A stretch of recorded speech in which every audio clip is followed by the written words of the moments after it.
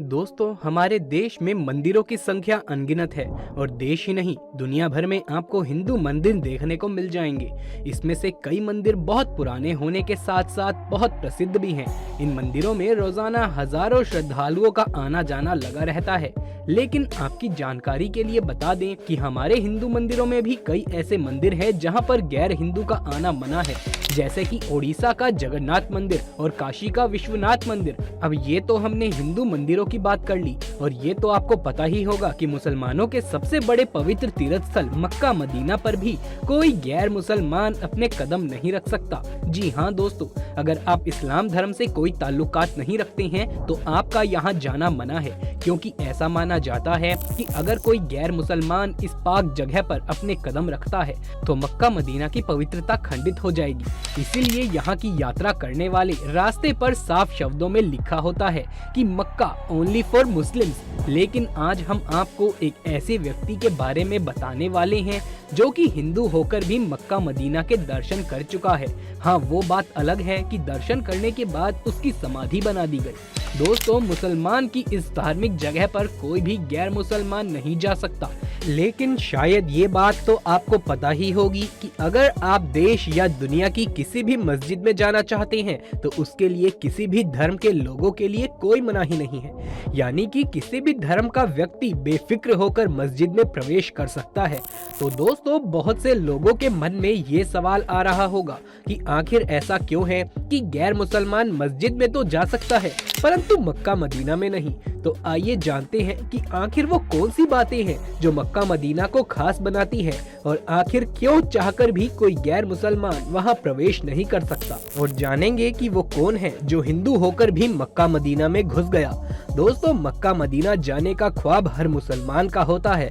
हर मुस्लिम अपने पूरे जीवन काल में कम से कम एक बार यहाँ जरूर जाना चाहता है। ऐसा माना जाता है कि एक मुस्लिम अगर यहाँ पहुँच जाए तो मानो उसको जन्नत का एहसास होता है। सऊदी अरब के ऐतिहासिक हिजाज क्षेत्र में मक्का शहर स्थित है। मक्का इस्लाम धर्म का सबसे पवित्रतम स्थल है, जहां पर काबा तीर्थ और सबसे बड़ा प्रसिद्ध मस्जिद अल हरम स्थित है। यहां की जनसंख्या 2020 की जनगणना के आधार पर लगभग 20 लाख से अधिक थी, लेकिन हर साल इससे 3 गुना ज्यादा हज यात्री यहां दर्शन के लिए आते हैं। इस स्थान को महान पैगंबर मोहम्मद का जन्म स्थान माना जाता है, और ये भी माना जाता है कि यही वो स्थान है जहां पहली बार मोहम्मद द्वारा कुरान की क्रांति की शुरुआत हुई। दोस्तों, अगर आप मुसलमान नहीं हैं तो आपने किसी मूवी या फोटो में देखा होगा कि मक्का में पत्थरों से बना हुआ एक विशाल मस्जिद है, जिसके बीचों बीच एक काली इमारत है। आपको बता दें कि इसे काबा कहा जाता है। काबा ग्रेफाइट पत्थर से बनी हुई 40 फीट लंबी और 33 फीट चौड़ी इमारत है। इसमें कोई भी खिड़की नहीं है, पर एक दरवाजा है। जो लोग हज के लिए जाते हैं वो तवाफ नाम की रस्म के अनुसार काबा की 7 परिक्रमाएं करते हैं।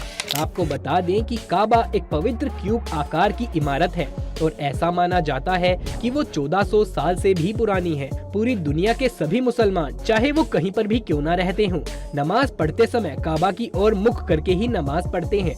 दोस्तों, हर मुसलमान व्यक्ति को दिन में 5 बार काबा की ओर मुख करके पूजा करना यानी कि नमाज पढ़ना अनिवार्य है। और साथ ही पैगंबर मोहम्मद की बातों के अनुसार लोगों को अपने पापों से मुक्त होने के लिए जीवन में एक बार मक्का जाना जरूरी बताया है। दुनिया के कोने कोने से मुसलमान लोग पैदल, ऊंट पर चढ़कर और जहाजों से यहाँ पहुँचते हैं। मक्का में पैगंबर मोहम्मद के पैरों के निशान भी बहुत सलामती के साथ रखे हुए हैं, जो तीर्थ यात्रियों के दर्शन के लिए हैं। इसके दर्शन पाने के बाद हज तीर्थ यात्री खुद को धन्य मानते हैं। इसके अलावा कहा गया है कि हज की यात्रा करने के बाद अगर किसी मुसलमान की किसी कारण वहां मृत्यु हो जाती है तो वहीं पर उसकी समाधि बना दी जाती है।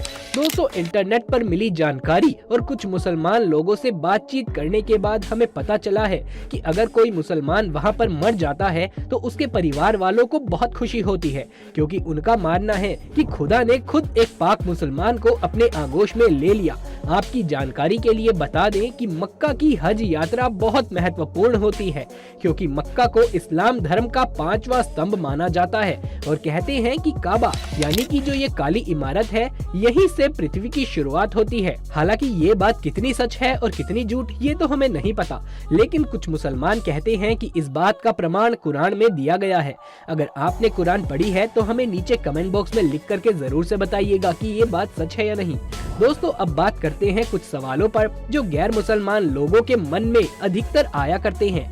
आखिर क्या होगा अगर कोई दूसरे धर्म का व्यक्ति मक्का मदीना जाएगा? दोस्तों, हम बता दें कि वहां पहुंचने के बाद आपके साथ क्या होगा वो तो हम नहीं जानते, और जानकारी के अनुसार दूसरे धर्म के व्यक्ति के दर्शन करने से पहले ही उसे पकड़ लिया जाएगा। अब वो कैसे, चलिए हम आपको आसान शब्दों में बताते हैं। दोस्तों, ये तो आपको पता ही होगा कि किसी भी देश में जाने के लिए वीजा और पासपोर्ट की आवश्यकता होती है। अब हम आपको बता दें कि जब आप सऊदी देश का वीजा अप्लाई करेंगे तो आपसे सबसे पहले यही पूछा जाएगा कि आप वहां किस काम से जा रहे हैं, और आपसे वहां जाने का कारण भी पूछा जाएगा। और अगर आपको लगता है कि आप झूठ बोल दोगे तो आपको बता दें कि आपके द्वारा बोले गए झूठ को क्रॉस वेरीफाई करके पता लगा लिया जाएगा।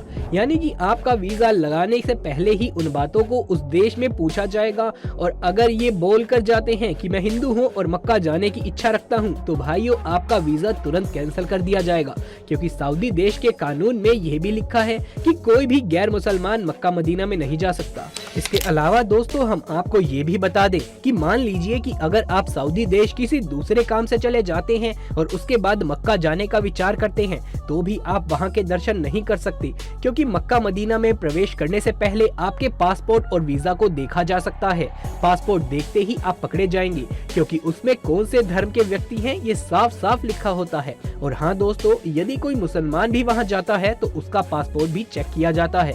आपकी जानकारी के लिए ये भी बता दें कि कई लोग नकली पासपोर्ट लेकर भी वहां जाने का प्रयास कर चुके हैं, लेकिन उनकी ये कोशिश नाकामयाब साबित हुई, क्योंकि दर्शन करने से पहले भी आपको वहां के अथॉरिटी द्वारा परमिट दिया जाता है। इस परमिट को लेने के लिए इस्लाम धर्म के कई सारे प्रश्न पूछे जाते हैं, जिसका सही जवाब देने के बाद ही यहाँ का परमिट दिया जाता है। तो अब बताते हैं आपको एक ऐसे व्यक्ति के बारे में जो हिंदू होने के बावजूद भी मक्का के दर्शन कर चुका है। दरअसल दोस्तों, भारत के केरल का रहने वाला रमेश एक हिंदू था जिसने मक्का मदीना में दर्शन किए। अब आप सोच रहे होंगे कैसे, तो आपको बता दें कि रमेश था तो भारत का, लेकिन वो सऊदी में काम किया करता था। वहाँ उसके कमरे में उसका मित्र था सिद्दकी। दोस्तों, उसके दोस्त ने रमेश को इस्लाम धर्म के बारे में बताया। अपने दोस्त की बातों को सुनकर रमेश भी उसकी बातों को पसंद करने लगा। रमेश ने इस्लाम धर्म के ऊपर लिखी गई किताबों को पढ़ना शुरू कर दिया और उनको समझा, और फिर कुछ दिनों के बाद उसने नमाज पढ़नी शुरू कर दी। आपको बता दें कि कुछ मुसलमान ऐसे भी होते हैं जो दिन की एक नमाज भी नहीं पढ़ते, लेकिन रमेश दिन की 5 नमाज पढ़ने लगा। दोस्तों, जब रमेश भारत लौटा तो उसने अपने परिवार वालों से बोल दिया कि मैं इस्लाम धर्म को अपनाना चाहता हूँ।